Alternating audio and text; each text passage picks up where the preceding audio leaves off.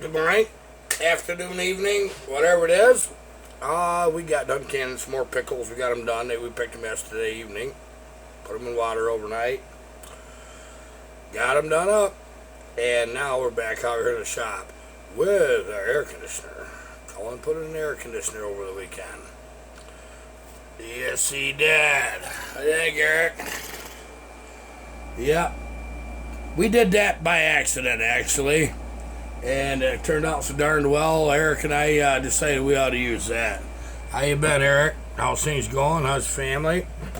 Eric brought something to us, and I'm going to move you down so a little bit so you can see it. Okay? This is a 1963 Mac 153. I think they're the same as the 250. There is a lot of them around. Interestingly enough, while Eric's here, we got this thing running. We just flushed out the gas tank, never looked at the points, never did anything with the carburetor, and it hadn't been started in years, decades maybe. Eric and I poured a little gas down this and gave her a tug, and I'll tell you what, she lit right up. Saw sounds good, but they're about 3 pounds heavier than the 850. Just a little more metal there, but there's differences. Now, this is, in my eyes, one of the most overlooked saw builds you ever could possibly get. Now, a chainsaw purist would look and say, well, gee, leave it alone. I can't leave nothing alone. I can't. And I'm shaking the table like crazy, but that's alright. Here's what we're going to do. We're going to see what makes this tick. Now, everybody knows these are slow saws, or slow RPM. I wasn't sure what the chain was. It's a 404. I want to go to a 3/8 chain. I have a difficulty getting a decent chisel 404 chain here. But that would actually give me a lot lighter bar and chain assembly, which matters. It really does. You know, this one came with a beautiful Mac bar. I mean, just beautiful. And, but it's got that old round chain, you know. So, you already know that we have a Reed Cage 372 in the works. We putter a little bit here and there. We're building saws for you guys first. But when I get a few minutes, like I got right this second, I like to come in and say, hey, okay, you know, we build regular saws, we build work saws, logging saws, but can't we build some fun saws too? Yeah, we can, and we're going to build them. And this is going to be one of them right here. Because nobody in their right mind will tackle one of these to try to look at it for performance gains. And I know that, and I know why. This one happens to be in pretty nice shape. I think it's a candidate for something crazy. You already know that we're going to do a 372 on alcohol with an internal supercharger. We're going to build a blower of sorts. And you've seen that. And we're doing a lot with a cylinder right now. We're probably scrapping 3 cylinders on that project. But I'm going to tell you what goes in hand. This right here build goes hand in hand, because things I'm learning for that will go into this and vice versa. Now, we know when we start putting boost in the inside of that crankcase what's going to happen, don't we? You are potentially, if you get too much boost, going to blow your seals out. We're pinning them seals. We figured it out. We're going to pin the seals in these saws that we're boosting, including this one. Yeah, okay. Now, here, let me go into this a little bit.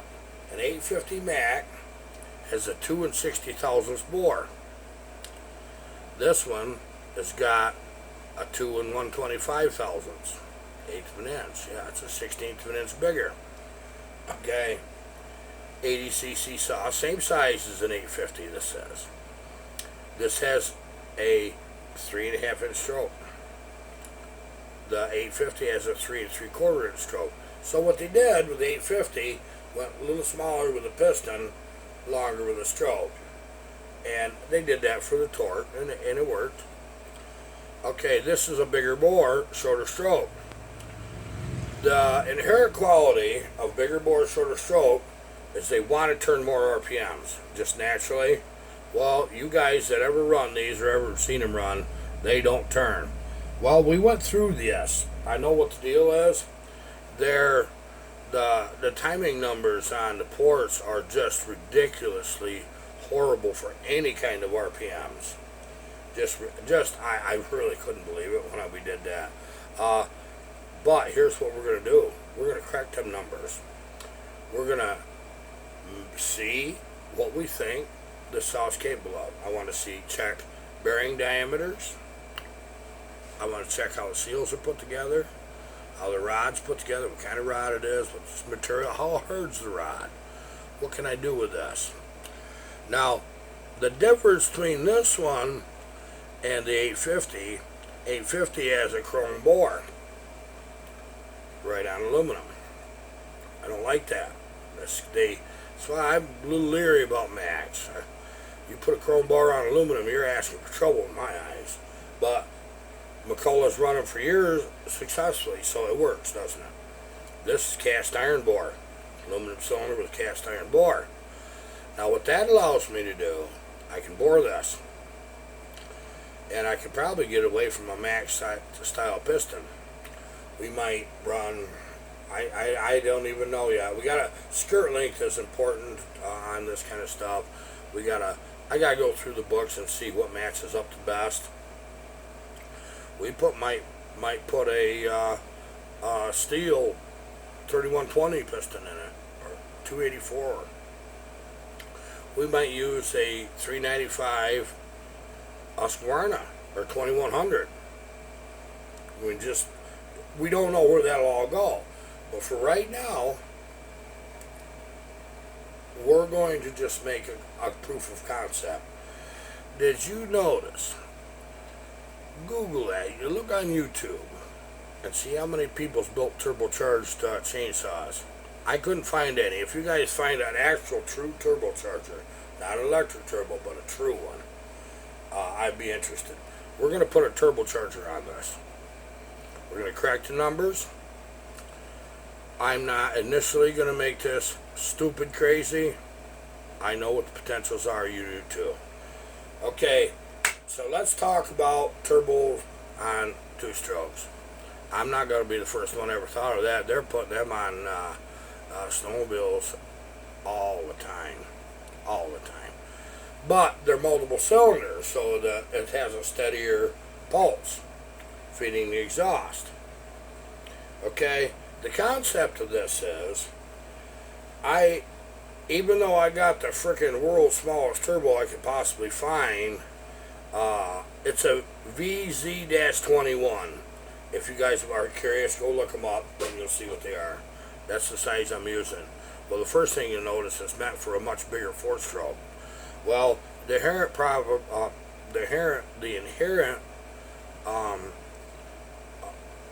concept on a two-stroke has a much rapider exhaust stroke and more air. Okay, so a smaller one will be just fine. Getting a turbo to spool up, you can have trouble with that. This would be a big turbo for the size engine, I'll admit that.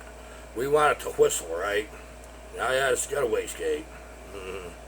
And if it's got a wastegate, this one's fixed. There's some adjustability. You guys know that no turbos know you can trick them, you know. But we could actually build a truly adjustable wastegate if we so choose. I don't think that's going to be a problem. I really don't. But the turbo lag will get you. So what you got to do is you got to kind of wind the booger up. This is what I'm looking at. Get that turbo to start spooling. When you hit the wood, that extra load is going to really make it spool up all the way then. And then when you finish with your cut, it'll actually go slightly over pressure. If it's right, it'll dump the wastegate and you get that hoo-hoo-hoo, you know. Unspooling a turbo, they make noise. We're only going to have a short little pipe on that. But turbos quiet an engine by themselves. That's the way it is. You're taking exhaust gases running through a turbine that powers a fan. It goes through the turbine, dumps out the exhaust, and then there's a sealed shaft with a fan on it. The fan runs back through and into your intake of your saw, in my case. When I found out that nobody on YouTube's done one of these, well, I know why. It might not work. This would be fun to try. Why don't we just keep trying things that nobody does? And let's find out why. Proof of concept. This is what it's all about, isn't it? Okay. Now, why this is a good candidate for a turbo? Because now there's people out there that are really good at this stuff. If there's anything that I've missed or I'm not thinking about, don't just keep your mouth shut. I want to hear it in the comments. I really do. If you're a turbo guru and you've done this a bunch, ironhorsechainsaw@gmail.com. Send me an email. Because I know turbos, but I'm no guru. I'm a little better with the blowers than I am the turbos for obvious reasons. So here's how I'm going to do this. I guess I better take this lid off and see what we got. These aren't the compression. These don't have the compression that some of the later Mags had. Makes it a nice candidate to build more compression, doesn't it? And so by correcting timing numbers, I don't want stupid RPMs on the saw. I want to keep this thing living. It's got that crazy carburetor that these things have. You see that? Yeah, you know. You know how much room you got right in here? Yeah, you see that flange right there? Ain't that begging to just be put on a piece of pipe and run right around to a turbo sitting right here? It's like, what more do you want? You know, what more do you want? Yeah, I think we can turbo a Pioneer too, but I don't think they need it. They don't. But okay, we'll if we get this right, we're going to turbo a P51 Pioneer if we get this one right. Now, we have a different problem doing that. We have to have a stiffer reed to overcome the turbo boost when it closes. No problem. That's not a problem. Pioneer, some of the Pioneers had a metal reed that really didn't like to open. It's probably the right reed to put into a turbo Pioneer. I don't want to get into having a turbo built. That cost me $1,000 probably to do. And these turbos are relatively cheap for something like that, so it's worth doing.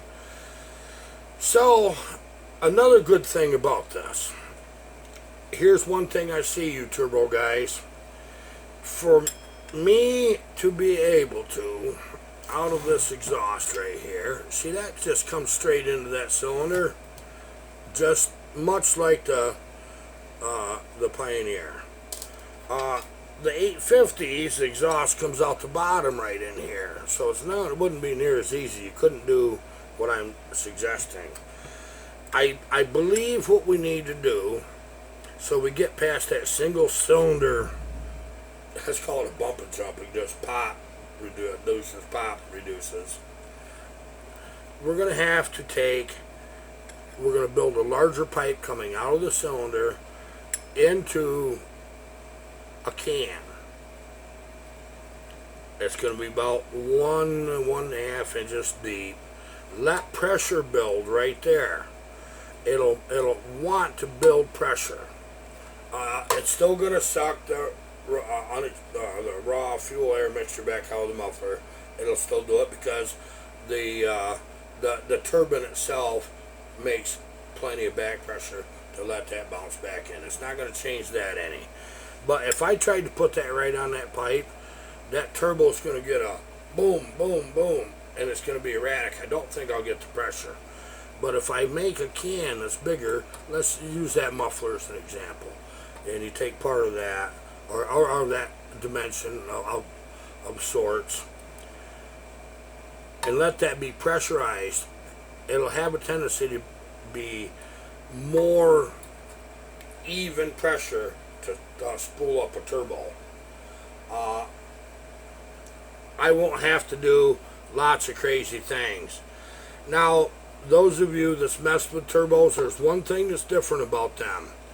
When you are turbocharging a carbureted engine, you really have to pressurize the fuel bowl on a carburetor to get that to pump fuel right. Okay? We can do that on a chainsaw. We can, because you have your fuel inlet. We do. With that being said, I don't want to do that. I want to keep this simple. I don't want to run this carburetor. We're going to run a much different carburetor. But I'm going to tell you what we're going to do. Instead of having a pressurized carburetor blow through what I actually want, I want to mount that carburetor right over on the turbo's air intake right out here. That's what I want to do. Now that'll give that just a little velocity stack. Or we can run right back in. We can pick that air back right up from the stock filter if we wanted. We can do anything we want there. But the one thing I want to do is I'd like to go chokeless. No choke in there. I'd like to get rid of all that. And you just squirt the filter with a little bit of gas and pull the cord, and it's going to run with that outside there. And it'll work fine. It'll be just fine. Yeah, it's going to take more fuel. Definitely. The numbers, as we build this, I think the first thing I need to do is put the turbo on, make everything fit. Make an attempt at firing it. Get my linkages all figured out. This isn't going to be easy, but it's doable. You can do anything if you want to bad enough. But I think what we're probably going to do is we're going to try to work with the factory linkage. That's right there. You see that move right there? I can put that on a bar, on a rod, run that out to the carburetor, and have that factory linkage worked at carburetor. I think that's easier than trying to get a cable in there. I would rather not have a cable. And you know I don't need a choke. I just ain't gonna. We could leave it on, but I don't see any reason. Now, these are about a real funky thing. I'll tell you that straight away. I'm looking forward to this, guys. I really am. But this carburetor on this one actually works good. I've ran into these before with these carbs that it wasn't near as fun as you thought it'd be. But I don't get them this old. This is the first year of this series saw, 63. So that makes it interesting for me. Now, if some of you know which clutch drum fits these old 153s and 200s, so I can put a replaceable rim, I'll probably have one found by the time that this video comes out. Hopefully it comes out tonight. Okay. So, we know that we can do that. We think we can do that. This is where we're at. We think we can. What I want to do after that project is I want to supercharge something for a chainsaw. Honestly, what I think I'd like to do is supercharge one of them a big home light. Let's get the home light guys involved. I need something that's got a fairly good size air box. I want to try to do these things without too much modifications to the saw. You know you're going to have some. But what my intentions are with a supercharger, basically a supercharger would set right here. Carburetor is going to probably set above it, is what I'm going to guess. We're going to have to do some things to make it fit, because we need all of that area for a blower. We really do. Now, superchargers are not efficient. They're not. They take a lot of horsepower to run them. but the boost you get, the gains you get, is incredible. Plus, when you start getting them overdriven about 20%, I love the sound of them. Especially when they're cold, they just go room, you know. Now, what we're going to do, when we do get to a supercharged saw, it probably won't be this year. We've got too many other ones. We're going to actually drive it right off the flywheel. We'll drive the supercharger off the flywheel when we do it. It's not going to be a hard thing to do. It's very simply done. Actually, you know, we'll just use a little belt, you know, and it'll work beautifully. It really will. The supercharger, you know, it'd be fun, but we're not going to do it. What if you did both? They do it on automobiles. What if you did both? I know, we don't have to do this stuff. There's going to be some of you say that. Nope, we don't, but we're going to. Now, if we get this right, I think we ought to build one of these for Buck and Billy. That's what I think. Now, I'm going to tell you something. As soon as I get a couple more of these saws done, we're working on Hogan's 2511T. We got brilliantly through the cylinder problems. We're in good shape there. We're into, I hate them carburetors. That's where I'm into. But I'm doing something about it. Soon you're going to see that saw run on this channel, and then we'll get it right back to him. I've had that saw a long time, but I've never built anything like that before, and I knew it was going to be problems. And to do them right, there's going to be problems. Well, there was. I've got successes right out of the box. I didn't get what I wanted. My goal is to get the darn thing so it'll run a 3/8 chain without troubles and has runnability. The big thing on them that I see, they wanna quit. They keep wanting to quit. Well, I got that out in a matter of just port timing changes. Okay, I got it where they're all idle, but then it's not picking up off the bottom end as good. It's not, and they don't from the factory either.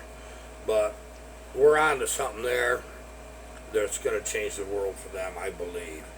But we have a P41 to build for Bucking Pioneer. Now, we're not going to do anything exactly radical or intense with that. He's got that P38 and that P51 I built, and they're good performers. They're good. We got room for both of them to improve. I'm going to make an attempt just to modernize with what's there, a P41. Yeah, to bring that into the real world. I want to get this saw because it's got the right weight. It don't quite have the CCs I'd like to see. Yeah, we know how to increase it. I'm not going to. We're just going to cut it right loose. I believe that P41 has the capability of the most RPMs of them Pioneers. That's what I believe. We're going to find out. So let's turn one into an RPM saw and bring it right in the modern world and expect, if I could get the darn thing to run with a good and warm 372, I'd be really, really happy. That's what I'm trying to do with that one. I won't need a decompressor on this. The idea behind turbocharging is to run lower compression. So the compression it's got now is right. Like I said, we're gonna pin the seals. If we don't, I got an idea, we'll blow them right out. Especially if this turbo actually spools up hard. Which, there's ways to trick them. I know what to do. I used to work with a gentleman that built the international pulling tractors with multiple turbos, and all they do is feed the air from one end to another to get it to spool up. Well, using that concept, let's say you can't get it to spool up all the way you want to, you go ahead and get your saw started. You'll have to have a dump valve, And once that gets started, you'll just push the lever forward, dump your pressure from your intake right into your exhaust, and let go. Do that 2 or 3 times. You'll get that turbo to spool up. You will. Once that's fully spooled, you're bucking logs. I'd like to make it a whole lot simpler than that to run. So I don't know what the title of this video. I don't want it to be clickbait, but I know I'm going to mention in the title on this something to do with what we're accomplishing with this saw. If this works, you'll see other people following this. And I predict that with other things that I build, because I'm showing you how to do this stuff and learning with you guys. You put it right in the comments with this turbo stuff, what you think you'd like to see on the turbos. And now, I don't think it's a good idea to cut trees with them, but if you could, I wouldn't want to cut a tree with this whole barrel. Not the way it is. Anything's possible. So let's just see what happens with that. Pick this apart. Pick the concept apart. Think about this. I know I did. For a while, I was like, I'm not so sure this is a good idea. And I wasn't. But now, I'm convinced it's pretty good. It's a good idea. It really is. No, this isn't the work saw. This is play toy time. And you're going to see about a quarter of the builds on this channel be playtime. That's what they're going to be. But at the whole time when we're making videos about that, you're going to still be learning what makes these saws tick, how to break them down, how to put them together, how to solve problems. This is what you're going to know. Okay, something really cool. When we get our new internet, which we're supposed to get it Saturday the 8th, was that this next Saturday? Is that what it is? I think so. Maybe another week. I don't know. 2 weeks it was. We've got a TV in here already. The one problem I have is time constraints on answering comments. For the longest time I was doing really good, then all of a sudden it's like, oh my God, I can't do it now. I can't. I get a few when I get a few minutes. But Colin said right on that TV, it's a smart TV, that he can hook it up where that I can answer comments right there, right on that TV. I found out that it's a bad idea to have a tablet out here on a bench when you're working.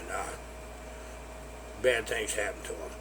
But we're going to be doing that. So you'll know when we got that working, because like people on WhatsApp, I got a bunch of you on WhatsApp. During the day, I'm out here in the saw shop. You can tell I'll visit with you half the day, visit with a lot of different people, because I can visit and work at the same time. Slide the button up, talk, blah, blah, blah, keep on doing what you're doing, send it. That's all you do. So if we can make answer comments that easy, that's a feather in my cap, because that's what I want to do. I'm going to cut this short right here. Think about this turbo thing. React to this. Tell me where we're at, because I know there's a bunch of you guys out there know more than I do. But I got the ability to learn, and I'm a very, very good listener. Thank you so much for being here. Goodbye.